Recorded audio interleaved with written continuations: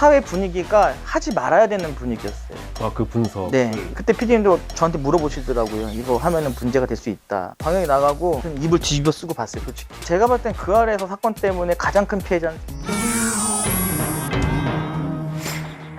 네, 그알잘 33번째 시간입니다. 오늘 그 많은 그알이 분들이 요청을 주셨던 법영상 분석 전문가 황민구 소장님 오셨습니다. 어서 오세요. 반갑습니다. 네.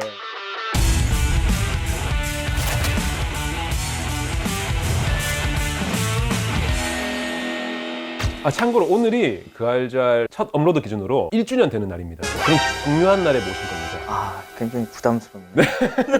소장님은 보통 이제 많은 분들이 이제 그알 나오는 전문가로 많이 아실 텐데 제가 좀 설명을 좀 드리자면 우리 황민구 소장님은 세월호 참사 영상 분석, 최순실 태블릿 PC 분석, 백남기 농민 사건 영상 분석, 유병헌 사진 조작 여부 분석 등 국내의 굵직한 사건들의 영상과 사진을 분석하셨고 이 부분 제가 놀랐는데 21세기의 탁월한 2,000명 지식인 그리고 세계 100대 전문가로 세계 인명사전에 등재돼 있다고 하는데 사실입니까? 근데 뭐 매일 날라와서 등재됐다고. 저도 궁금해서 뭐 하는 데인지 검색을 해봤는데 SCI 논문을 많이 쓰다 보면은 선정을 하나 봐요. 학자들 대상으로 해서. 이 법과학 쪽으로 이런 논문을 쓴 사람이 없다 보니까 뭐 등록시키겠다라고 얘기한 것 같아요. 홈페이지에다 저걸 기재해 놓은 이유가 뭐냐면은 있어 보이라고 올려놓은 거예요. 그리고 앞에 뭐 최순실, 뭐 세월호, 백남기 뭐 이렇게 얘기했던 것들은 진짜 감옥을 갈 뻔하는 그런 사건들이어가지고 분석을 굉장히 애로사항이 좀 있었던 것들인 것 같고. 어쨌든 되게 훌륭한 분을 오늘 그알잘에 모시게 해서 영광입니다. 저희가 이제 범죄 심리학이나 법의학 이런 거는 그래도 좀 익숙한데 법영상 분석은 조금 생소하게 느끼는 분들도 많이 있을 거거든요. 하시는 일에 대해서 한번 설명해 주시면 좋을 것 같아요. 말 그대로 이제 영상 속에 숨겨진 진실을 찾는 일이라고 용어를 정리해서 얘기를 해요. 영상이 조작됐는지, 영상 속에서 특정할 수 있는 어떤 단서를 찾는지 이런 것들이 영상 분석이고, 근데 앞에 법자가 들어가는 이유는 뭐냐면 사회에 이슈화가 된 것들이라는 거예요. 민사소송에 걸린다든지 형사소송에 걸린다든지. 그래서 법 영상 분석이라고 하는 거고요. 이 용어 자체가 사람들이 굉장히 생소했는데 제가 이걸 한 지금 10년째 하다 보니까 많은 분들이 이제는 저런 게 있구나 라고 인지하고 계신 것 같아요. 이게 좀 비교적 최근에 연구가 이루어진 분야인 건가요? 제가 이거를 2009년부터 공부를 했고요. 2013년에 박사학위를 받았어요. 이 전까지는 아는 사람들이 거의 없었고 2000년도 중후반쯤 되게 되면 우리 핸드폰에 카메라가 탑재가 되고 이제 영상 매체가 점점 늘어나다 보니까 그때부터 이제 이 분야가 이제 뜨기 시작을 했고요. 해외에서도 막 연구가 되고 있었는데 국내에서는 거의 안 됐었어요. 국가기관 외에는 없었다고 보시면 돼요. 국가수, 대검찰청 포렌식센터, 국방부조사본부. 그럼 국가기관에서는 그 전부터 좀 하고 있었고. 네, 하고 있었지만 그러니까 거의 시작 단계였던 것 같아요. 그럼 소장님이 국내에서는 이 분야의 선구자라고 보면 되나요? 근데 뭐 그렇게 얘기하면은 저도 할 말이 없는데요. 제가 그 소장님 인스타그램을 팔로우하고 있거든요. 데이 쓰는 거 봤어요. 댓글 달아주시고 막 하셔가지고 그거 굉장히 반가웠어요. 그 인스타그램 통해서 소장님 근황을 좀 틈틈이 하긴 했는데 요즘 보니까 쓰고 계신 논문이 있는 것 같더라고요. 어떤 연구를 하고 계신 거예요? 일단 제가 쓰고 있는 연구 논문들은 대부분 제가 하고 있는 사건들을 해결하기 위해서 썼던 기법들과 관련된 게 굉장히 많아요. 특히 영상의 위변조라든지 사진 위변조라든지 이렇게 쓰고 있는 이유가 따로 있어요. 왜냐면 제가 아무리 떠들더라도 믿질 않거든요. 제가 하는 업무의 특성상 재판에 참여를 많이 하거든요. 그럼 상대방 측에서 변호인은 검사든 또 TV에서 많이 나오는 거 아는데 또 어떻게 믿어? 네가 뭐 한 걸 누가 검증을 했어? 이러면은 그렇게 얘기해요 진짜? 그렇죠. 반대 신문 할 때 변호사가 뭐 학위가 어디까지냐 이런 거 관련된 논문이 있냐 그런 것들이 굉장히 많아요. 반대 측에서 공격을 할 때. 그러니까 그렇게 얘기하면은 그거 뭐 검증된 건 없고 그냥 제가 혼자서 분석했더니 이렇습니다라고 하면은 공신력이 굉장히 떨어지잖아요.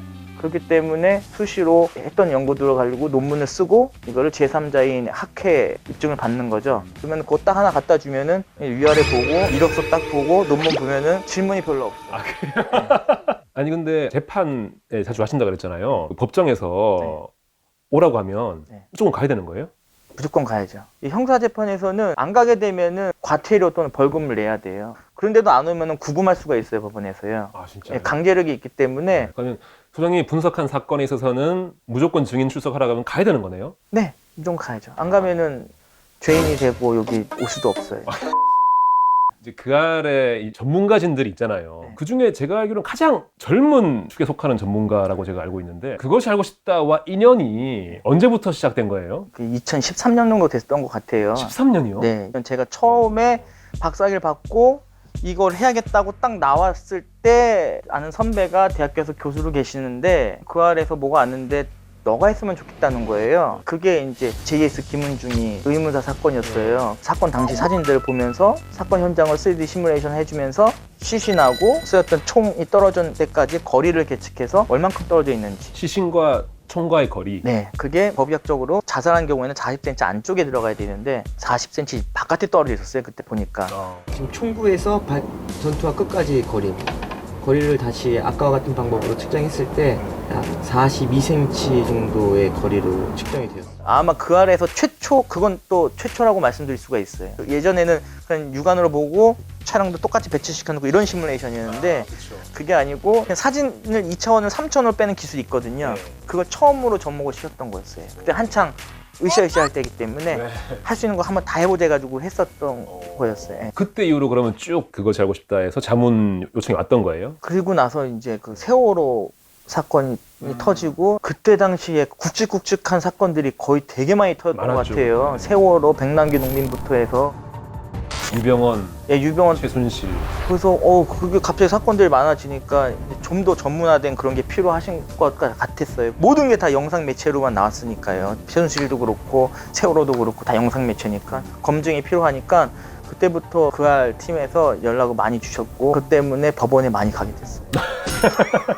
인터뷰 한 것 때문에 검사가 너 와라. 아니 그 안에서 인터뷰를 해서 방송이 나가면 그걸 보고 부르는 거예요? 네. 아 그래요? 어쨌든 제가 입으로 내놓은 게 있으니까 그리고 다른 그 여기 나오시는 전문가 또는 교수님들과 달리 프로그램 써가지고 위변조든지 화질 개선 이런 걸 해드리잖아요. 그러니까 증거가 새로운 게 나오는 거예요. 그렇죠. 다른 분들은 그냥 말로 하시는 거기 때문에 그건 뭐 증거라기보다도 그냥 소견이잖아요, 소견. 근데 저는 증거물이 딱 나와버리니까 그 알 인터뷰를 하면은 10개 중에 하나는 법원에서 불러요. 제가 봤을 땐 그 알에서 사건 때문에 가장 큰 피해자는 저예요. 이게 무서워요. 인터뷰할 때마다 조심스럽고 그래서 요청사항들이 몇 개 있어요, 작가님들한테. 그할 작가님들한테 요청이 있다고요? 네, 작가님들께서 이렇게 보내주세요, 영상물들을. 분석이 되느냐. 영화처럼 버튼 누르면 따다다다다다 해가지고 확대 뭐 귀에 뭐 나오고 뭐 문신 나오고 뭐 이런 거 되는지 알고 계셔가지고 보내주시면은 그 아래에서 오는 것 중에 보면은 반 이상은 판단이 안 돼요. 아 그래요? 프로그램에 돌릴 수가 없는 것들이에요. 근데 작가님들이 어떻게 안 되겠어요? 전 박사님 믿습니다 이러고. 이러면은 이거 뭐 어떻게 하라는 거지? 서로 난감해지고 이거. 그런 경우도 있잖아요. 이게 보니까 분석은 가능한데 이거 분석해서 내가 방송 나가는 순간 법원에 부를 것 같아 나를. 그래서 안 한다는 경우도 있지 않아요? 안 한다는 경우는 없어요. 그래요? 확실하면 해요. 아 무조건 해요? 네, 확실하면 무조건 해요. 나중에 귀찮아지더라도. 내가 분석했을 때 확실하다 그러면은 전 끝까지 싸우는 스타일이기 때문에 그 알이나 이런 데 피해 없이 끝까지 그냥 제가 혼자 가요. 이런 사실을 저도 몰랐어요. 제작하면서. 아마 지금 그알 제작진도 잘 모를 거예요. 이런 얘기 하신 적 네. 없죠? 없죠, 처음이죠. 네. 듣고 보니까 그래도 그알 팀에서 좀 더 좀 신경 써야겠다는 생각이 드네요, 소장님. 신경 쓰는 거 딱 하나만 있으면 돼요. 어떤? 안 되면 안 된다고 알고 있으면 돼요.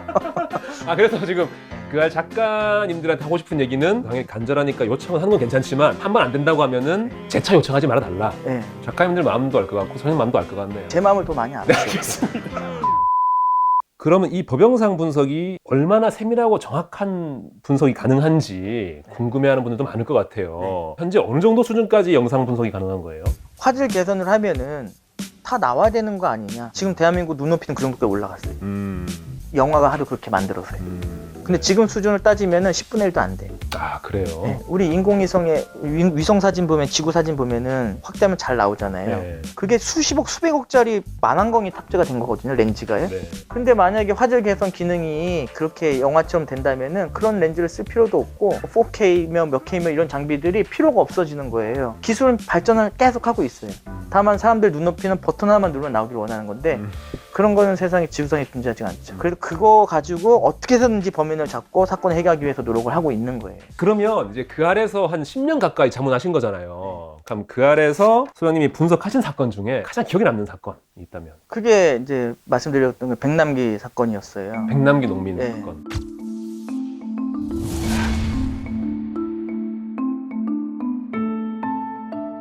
이건 분석이 어려운 거라기보다도 사회 분위기가 하지 말아야 되는 분위기였어요. 아, 그 분석을. 네. 왜냐면 그때 백내농민이 질병이냐 외인사냐 네. 이거가 지금 핵심이었는데 그때 당시 분위기는 말 잘못하면은 경찰도 막 압수수색하고 막 이렇게 해버리니까 이 사건이 너무 커져가지고 그때 PD님도 저한테 물어보시더라고요. 이거 하면은 문제가 될 수 있다. 제가 이거 하게 된 것도 다른 교수님들한테 갔다가 안 한다 해서 저한테 이제 왔는데 근데 어차피 저는 그 소신이 있어서 그냥 하겠다라고 하고 PD님도 그냥 같이 하자 딱 갔는데 방영이 나가고 저는 입을 뒤집어 쓰고 봤어요, 솔직히.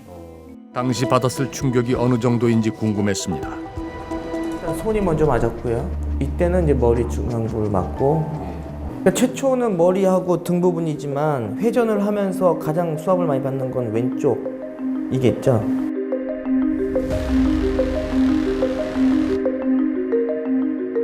그때 너무 사람들이 민감해져 있는 시기이고 또 정권을 비판하는 그런 쪽이다 보니까 제가 하면서 제일 힘들었던 게 그 사건이었어요.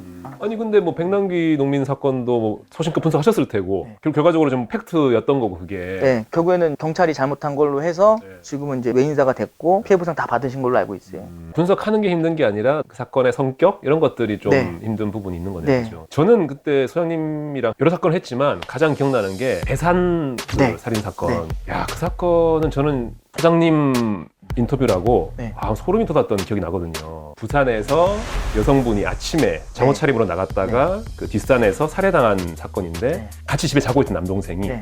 그날 아침에 왔던 사람이 누군지를 최면을 통해 기억을 하다 보니 밖에 온 사람이 여자인 것 같아요. 그때까지만 해도 15년 이상 남자일 거라 다들 생각했었는데 최면을 통해 여자라고 하니까 그런 리가 있나라는 생각을 가진 채로 취재를 좀 하다가 박지선 교수님이 그때 당시에 목격자가 없었던 거를 토대로 좀 출연하신 게 그 범인의 상이 전형적인 어떤 건전한 남성이 아닐 수 있다. 등산객들이 마주쳤을 수도 있죠, 누군가를. 그런데 전혀 어떤 살인 사건의 범인으로는 보이지 않는다거나 이 사건을 보는 데 있어서 굉장히 전형적인 살인범의 이미지, 폭력성이 높은 어떤 남성 살인범, 이러한 전형적인 이미지를 떠올리는 것이 오히려 이 사건을 수사하는 데는 굉장한 방해가 될 수 있을 거고요. 라고 해서 그럴 수도 있을까? 라고 하던 차에 소장님 인터뷰를 했는데 그때 인터뷰에서 소장님이 칼에 찔린 각도를 여러 방면으로 분석했을 때 가해자는 키가 150 초반에서 160 중반일 것이다. 그 위로 올라간 170대가 되면은 여기 배에서 명치 사이가 아닌 가슴 쪽으로 칼날이 들어갈 수밖에 없어요. 신장 사이즈로 봤을 때는 여자일 가능성을 배제할 수가 없어요. 그때 이 세 가지가 합쳐져서 하나의 퍼즐을 완성해서 저희가 네. 이 범인은 여자일 수 있다는 가능성을 제시했던 그 방송이었거든요. 네. 저는 소장님이랑 여러 사건에서 인터뷰를 했지만 그때 인터뷰가 가장 좀 기억에 남거든요. 네, 저도 기억이 남아요. 모델링을 하도 많이 해가지고 그때 키 별로 다 해달라고 그래가지고 그래서 기억이 명확하게 나요. 아, 작업량이 좀 많았나요? 네, 작업량이 꽤 많았죠. 작업은 한 일주일 정도 했던 것 같고. 진짜요? 네, 그래서 아마 좋은 결과가 나왔던 것 같아요. 귀찮게 해주셔가지고. 근데 어쨌든 저도 배웠어요, 그때 그거 하면서. 아, 그래요? 네, 단서를 가지고 시뮬레이션을 할 수 있구나라고 하는 가능성을 본 거죠. 이후로도 미제 사건이 엄청나게 많이 저한테 왔거든요. 네. 그럴 때마다 쓸 수 있겠구나 라고 해서 실제로 쓴 것들도 있어요. 그때 제가 소장님한테 범인이 뭐 남자다 여자다 얘기를 일절 안 드리고 네. 그때 뭐 사진 뭐 처음 찍었던 영상 부검 영상까지 다 들었던 네, 다 예. 주셨어요. 근데 부검 영상은 안 주셔도 되는데 그걸 주셔가지고. 그러다 깜짝 놀란 지원하고. 그래서 저는 이제 사실 이것만으로 범인의 어떤 키를 알아낼 수 있을까 좀 긴가민가 했었거든요. 네. 그러니까 제가 볼 때 이 제작진에서 진짜 제가 존경하고 박수 치는 부분이 뭐냐면 가설을 계속 세우세요. 가설을 A, B, C, D를 세우시니까 그 가설에 맞게끔 데이터가 베이스가 쫙 깔려져 있는 거예요. 근데 그런 걸 주시니까 제가 할 수 있었던 거지. 그냥 그려주세요, 뭐 해주세요 그러면은 손 못 댔을 거예요, 아무것도. 저 덕도 있지만 그 할 덕도 많이 있는 것 같아요. 훈훈하네요. 네. 그러면 일을 하시면서 가장 처음 의뢰받은 사건 기억나세요? 제가 대학원에 있을 때 학교로 찾아오셨어요, 어느 분이. 살려달라고. 뭐 방송 나올 때도 아닌데. 저 아무것도 그냥 자연인이고, 지금도 자연이지만 아무것도 아니었어요. 버스 그 광고 대행 업체인데 자기가 돈을 주고 시켰는데 애들이 붙이지도 않고 붙였다 그러면서 네. 광고 붙이는 네, 거를. 그걸 붙였다고 하면서 증거 사진으로 여러 각도로 찍은 다음에 번호판에 숫자만 다 계속 바꾼 거예요. 그 작업을 해야 되는 사람들이 네. 조작을 해서 네, 번호판을 네. 그러니까 이 대행업체가 이제 고소가 된 거예요. 버스 운수업체한테 니 하지도 않고 한 거로 했냐. 그거를 들고 찾아오셨더라고요. 저한테 학생이었는데, 대학원생이었는데. 제가 이 분야에서 침 좀 뱉는 게 위변조 분석 쪽이에요. 박사학위 그쪽으로 받았어요. 사진 위변조? 사진이든 영상 위변조든 나하고 한 맞짱 뜨자 그러면은 누구든 영어로 하는 사람 빼고요. 왜? 요즘에 찾아와서 다 프로그램 돌리고 제가 하는 대로 했더니 조작이 된 거예요.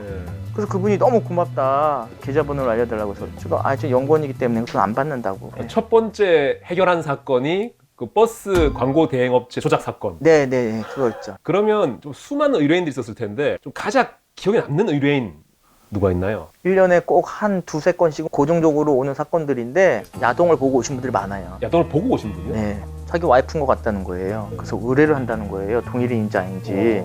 근데 딱 볼륨을 올렸는데 일본어가 나와요. 그래서 사모님 혹시 일본어 하시냐고 내가 이렇게 물어봤죠. 그래서 이거 언어가 다른데 왜 그러시냐고 그랬더니 이거 와이프가 옛날에 일본어를 좀 한 것 같다고. 그래요? 그거 일단은 일반인이 보더라도 아닌 사람인 거예요. 너무 달라요? 네, 너무 달라요. 다른데 그런 영상을 가져와서 돈은 얼마든지 들여도 상관없다. 난 의뢰를 하고 싶다. 완전 세게 부르죠. 그럼 좀 깎아달라. 그때 이성적으로 다시 딱 들어오시더라고요. 이게 진짜 거짓말이 아니고요. 1년에 한 두세 건씩 들어와요. 약간 의부증, 의처증 이런 건가요? 그런 거 같아요. 그러면 네. 그런 거는 의뢰가 들어오면 그 분석을 해주시긴 하는 거예요? 아니 하기 싫어도 이게 눈이 울어요 이렇게. 자기가 이것 때문에 지금 밥을 못 먹고 잠을 못 자겠다는 거예요. 그래서 얘기하죠. 이거 만약에 하면 아닌 거 나면 어떻게 할 거냐. 그럼 제가 수긍하겠대요. 누군가가 이걸 해결해 줘야지. 그때는 또 의사가 된 것 같아요 또. 네. 분석 보고서를 써서 드리죠. 동일인은 아니다. 동일일 가능성이 몇 %고 아닐 가능성이 높다. 뭐 이렇게 써드리는데 지금까지 오신 사건들 중에서 99%는 동일인이 없어요. 그럼 이게 일치하지 않는다라고 결과를 하면은 보통 수긍하나요? 수긍을 거의 안 하시죠. 내가 몇 10년 넘게 20년 넘게 본 와이프 내가 더 잘하지 네가 잘하냐 그렇게 나와요. 결국 원하는 답을 얻으러 온 거네요. 그래서. 네. 그러면 꼭 그런 그 아래서 다루는 그런 어떤 큰 사건이 아니더라도 그런 다양한 의뢰인들의 의뢰가 오면 다 좀 분석해 주시는 거네요. 네. 그 사람들은 그게 인생 일대의 사건이에요. 그러면 이제 계속 영상이나 사진을 뭐 수백 번, 수만 보면서 네. 분석을 하시는 거잖아요. 그러면 눈 관리가 되게 중요할 것 같은데 따로 뭐 관리하시는 방법이 있나요? 아니 없어요. 눈 별로 안 좋아해. 안 좋아요? 네. 화면을 크게 하면 돼요. 화면을 확대하면 돼요. 그래요? 많이 물어봐요. 눈이 안 좋은 거 아니에요? 눈 당연히 안 좋죠. 맨날 모니터 보는데. 근데 내가 눈이 안 좋다고 내가 이렇게 가냐고. 네. 확대하면 되잖아. 화면에서 확대하면 된다고. 그럼 가시권이 똑같다 과학적으로. 시력이 중요한 건 아니네요. 시험은 아무 상관없어요. 모니터가 크면 돼요. 사실 그런 댓글도 있었어요. 어떤 브랜드 모니터 쓰시는지 중요한가요, 브랜드? 중요하지 않아요. 장비는 중요하지 않네요. 장비는 중요하지 않고 사람이 중요해요. 사람이 중요하다. 황민구가 중요하다. 황민구는 아니고. 소장님이 이제 영상이나 사진 속에서 진실 찾는 게 이제 일인 건데 그래서 저희 준비한 게 있습니다. 혹시 그 착시 사진이라고 들어보셨나요? 예. 네, 한번 줘보시죠. 저도 안 봤어요. 이거 좀 어려운 것 같은데요? 땀 나는데. 진짜 좀 모르겠는데?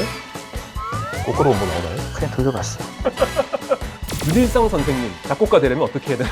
제일 보기 힘들었던 영상이 뭔지 궁금해요. 전문가가 아닌 일반 사람들도 조작된 영상임을 확인할 수 있는 간단한 방법들이 있을까요? 영상을 봤는데 의심이 된다. 그 보낸 사람한테 아직 꿀팁인데요, 진짜?